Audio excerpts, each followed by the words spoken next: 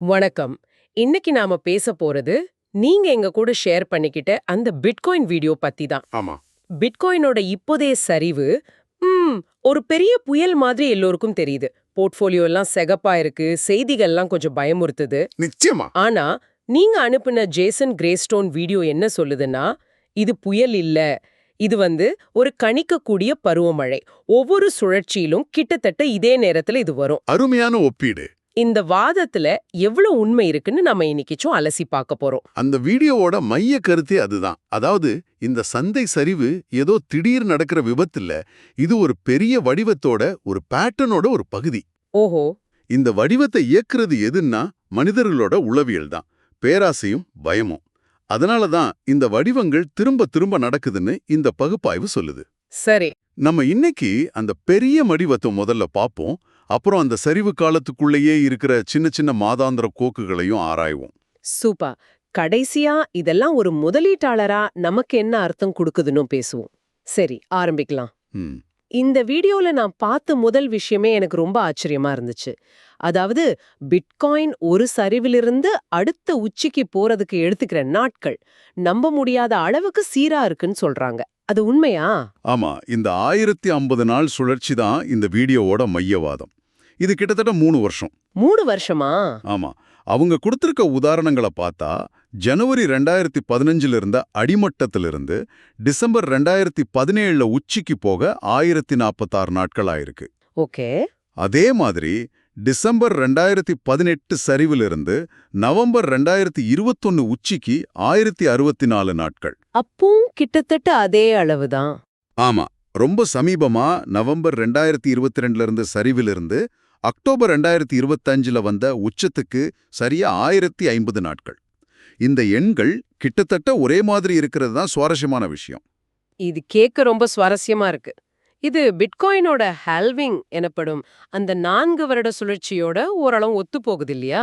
Correct.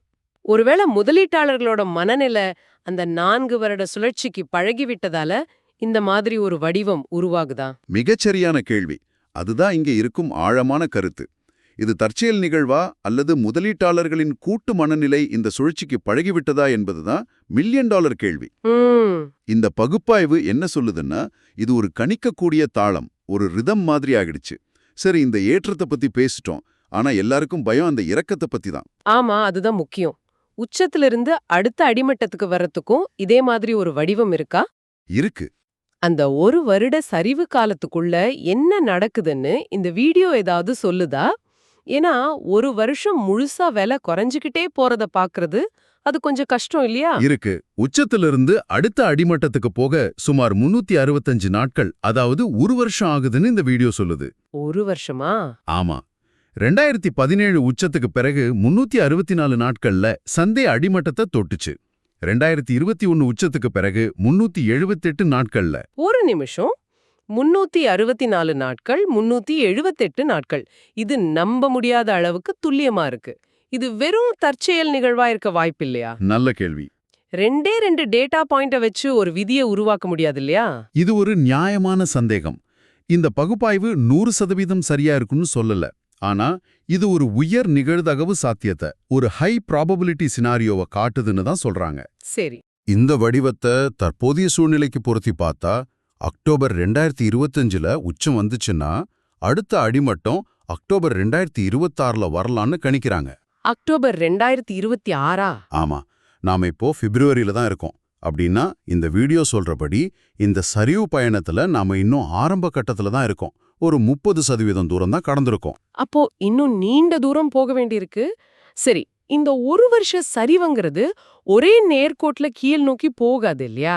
நிச்சயமா போகாது. அதுக்குள்ள சில ஏற்ற இறக்கங்கள் இருக்குமா? வரப்போற மாசங்களுக்கு ஒரு வரைபடம் மாதிரி ஏதாவது இருக்கா? நிச்சயமா. அதுதான் இந்த பகுப்பாய்வோட அடுத்த கட்டம்.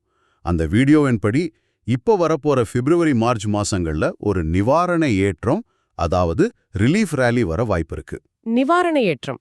அப்ப அது ஒரு போலி வசந்த காலம் மாதிரி. ஆமா. எல்லாம் சரியாயிடுச்சு, சந்தை திரும்ப ஏறுதுன்னு நினைச்சு மக்கள் உள்ள வருவாங்க. ஆனா அது அவங்கள சிக்க வைக்கிற ஒரு பொறியா? மிகச்சரியா சொன்னீங்க. அது ஒரு புல் ட்ராப் அல்லது காளை பொறின்னு கூட சொல்லுவாங்க. சரிவு முடிஞ்சிருச்சுன்னு ஒரு தற்காலிக நம்பிக்கையை கொடுத்து அதுக்கப்புறம் ஒரு பெரிய சரிவு வரலாம். ம். வரலாற்று ரீதியா இந்த மார்ச் ஏற்றத்துக்கு பிறகு வர்ற மே மாசம் ரொம்ப மோசமான மாசமா இருந்திருக்கு. அப்படியா? மே மாசத்துல அப்படி என்ன நடந்திருக்கு?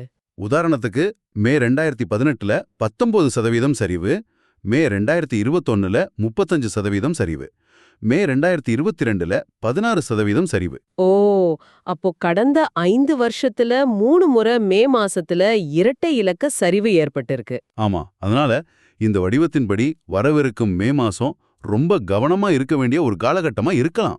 அப்போ இந்த வீடியோ சொல்றபடி மார்ச் மாசம் வர்ற தற்காலிக ஏற்றத்துல லாபம் பார்க்காம மே மாச சரிவுக்காக எல்லாரும் பணத்தை கையில வச்சிருக்கணுமா? அது ஒரு பெரிய ரிஸ்க் இல்லையா? ஆமா, சந்தை அப்படியே ஏறிடுச்சுன்னா என்ன பண்றது? அதுதான் முதலீட்டாளரின் குழப்பம். இந்த வீடியோ நிதி ஆலோசனை கொடுக்கல, அது ஒரு சாத்தியமான பாதையத்தான் காட்டுது. சரி. அந்த பாதையின்படி மே மாச சரிவு வர வாய்ப்பிருக்கு.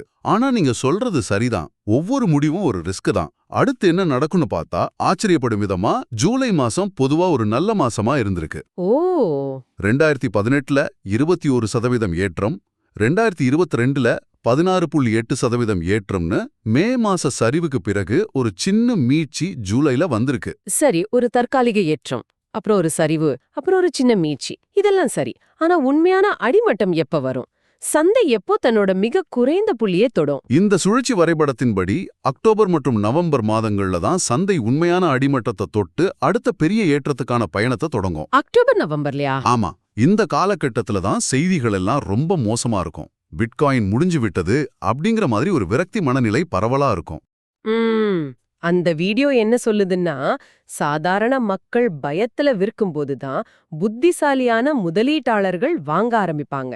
இத சொல்றது சுலபம், ஆனா சந்தையே முடிஞ்சிடுச்சு, பிட்காயினர் தோல்வின்னு எல்லா நியூஸ் சேனல்லையும் பேசும்போது தைரியமா பணத்தை போடுறதுக்கு ஒரு தனி மனநிலை வேணும். வேணும், நிச்சயமா வேணும். சரி, காலகட்டத்தை பத்தி பேசிட்டோம். அக்டோபர் 2026ன்னு ஒரு கணிப்பு இருக்கு.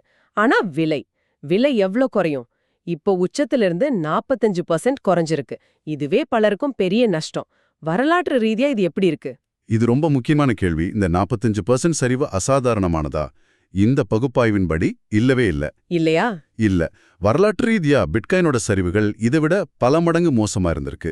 2013-15 சரிவு உச்சத்திலிருந்து 86% குறைஞ்சது. எவ்ளோ? 86%? ஆமா. 2017-18 சரிவு 84% குறைஞ்சது. கடைசியா நடந்த 2021-22 சரிவு கூட 78% குறைஞ்சது. அடேங்கப்பா, 86%, 84% சரிவு. இதையெல்லாம் பார்க்கும்போது இப்ப இருக்கிற 45% சரிவு ஒண்ணுமே இல்லைன்னு தோணுது. ஆமா. இதுதான் இந்த வீடியோ சொல்ல வர்ற பெரிய படமா? நாம இன்னும் பாதி தூரம் தான் வந்திருக்கோம்னு அர்த்தமா? மிகச்சரியா. அந்த பெரிய சரிவுகளோட ஒப்பிடும்போது தற்போதைய 45% சரிவு ஒரு ஆரம்பம்தான். இந்த முறை ஒருவேளை சரிவு கொஞ்சம் குறைவா இருந்தா கூட சுமார் 70% முதல் 75% வரை சரிவு ஏற்பட வாய்ப்பு இருக்குன்னு இந்த வீடியோ ஒரு எச்சரிக்கையான மதிப்பீட்டை வழங்குது. 70லிருந்து 75%. ஆமா. அப்படின்னா விலை இன்னும் கணிசமா குறைய இடம் இருக்கு. 75% சரிவு கேட்கவே பயங்கரமா இருக்கு. அதாவது உச்சமான $1,26,000 ஒருத்தர் முதலீடு செஞ்சிருந்தா அவரோட முதலீடு சுமார் $31,500 குறையும்னு அர்த்தம். ஆமா, கரெக்ட். $1,00,000 போட்டிருந்தா அது $25,000 குறையும். இத தரவுகள்ல பார்ப்பது சுலபம். ஆனா நிஜத்துல அனுபவிக்கிறதுங்கிறது வேற விஷயம். ஆமா, ரொம்ப கஷ்டம். அப்போ டாலர்ல என்ன விலைய நாம எதிர்பார்க்கலாம்? அந்த கணிப்பின்படி அடுத்த உண்மையான ஏற்றம் தொடங்குறதுக்கு முன்னாடி பிட்காயினோட விலை சுமார் $36,000 $40,000 வரையிலான வரம்புக்குள்ள வரலாம். $36,000? ஆமா. இந்த வீடியோல கேக்குற மாதிரி உங்களையும் கேக்குறோம், இப்படி ஒரு சரிவை உங்களால மனரீதியா தாங்க முடியுமா? இதுதான் உணர்ச்சிகளை ஒதுக்கி வச்சுட்டு ஒவ்வொருத்தரும் தங்களை தாங்களே கேட்டுக்க வேண்டிய கேள்வி. இதுதான் இந்த வீடியோவோட மையப்புள்ளிக்கு நம்ம கொண்டு வருது. இது வெறும் எண்கள், வரைபடங்கள் பத்தினது மட்டும் இல்ல, இது முதலீட்டாளரோட உளவியல் பத்தினது. கரெக்டா சொன்னீங்க. இந்த மாதிரி ஒரு சரிவுல இருக்கும்போது நீங்க தனியா இல்ல, நிறைய பேர் இதே பயத்தோட தான் இருக்காங்க. அதனால தான் இந்த மாதிரி தரவுகள் நமக்கு ஒரு வழிகாட்டியா இருக்குமான்னு பார்க்கறது முக்கியம். ஆமா. இந்த வடிவங்கள் ஏன் திரும்ப திரும்ப நடக்குதுன்னா, டெக்னாலஜி மாறினாலும் சந்தைகள் மாறினாலும் மனிதர்களோட அடிப்படை உணர்ச்சிகளான பேராசையும் பயமும் கடந்த பல 1000 வருஷங்களா மாறவே இல்லை. சரி. சந்தை ஏறும்போது ஐயோ நான் வாய்ப்பை விட்டுட்டேனேன்னு ஒரு ஃபோமோ வரும். சந்தை இறங்கும்போது எல்லாம் போச்சுன்னு ஒரு பீதி வரும். இந்த இரண்டு உணர்ச்சிகள் தான் சந்தையை இயக்குது. அப்போ புத்திசாலி முதலீட்டாளர்கள் என்ன செய்றாங்க? அவங்களுக்கு இந்த உணர்ச்சிகள் வராதா? அவங்களுக்கும் வரும், ஆனா அவங்க உணர்ச்சிகளின் அடிப்படையில முடிவெடுக்க மாட்டாங்க.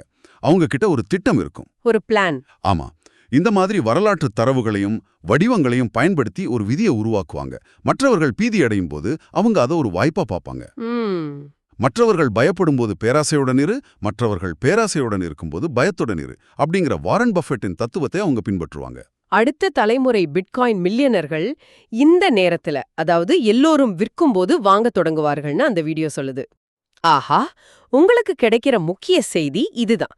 சந்தை குழப்பமா இருக்கும்போது வெறும் செய்திகளையும் உணர்ச்சிகளையும் நம்புறதுக்கு பதிலா வரலாற்று தரவுகளின் அடிப்படையில ஒரு திட்டம் கையில இருந்தா அது உணர்ச்சிகளை நீக்கி தெளிவா முடிவெடுக்க உதவும். நிச்சயமா, உணர்ச்சிகளை வச்சு பணத்தோட விளையாட முடியாது.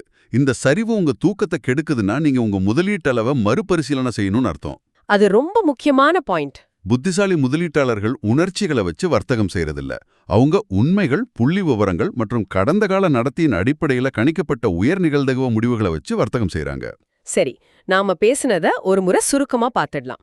பிட்காயின் சந்தை மிகவும் கணிக்கக்கூடிய சுழற்சிகளில் இயங்குவதாக ஜேசன் கிரேஸ்டோனின் பகுப்பாய்வு சொல்லுது. ஆமா, அதாவது சுமார் 1050 நாட்கள் ஏற்றம், அதைத் தொடர்ந்து சுமார் 365 நாட்கள் சரிவு. ஆமா. இந்த வடிவத்தின் அடிப்படையில தற்போதைய சரிவு காலம் அக்டோபர் 2026 வரை நீடிக்கலானும், விலை 36,000 முதல் 40,000 வரையிலான வரம்பு எட்டக்கூடும்னும் கணிக்கப்படுது. அது மட்டும் இல்லாம இந்த சரிவு காலத்துக்குள்ளேயே மார்ச்ல ஒரு தற்காலிக ஏற்றம், மே மாசத்துல ஒரு பெரிய சரிவுன்னும் சில மாதாந்திர போக்குகளையும் பார்த்தோம்.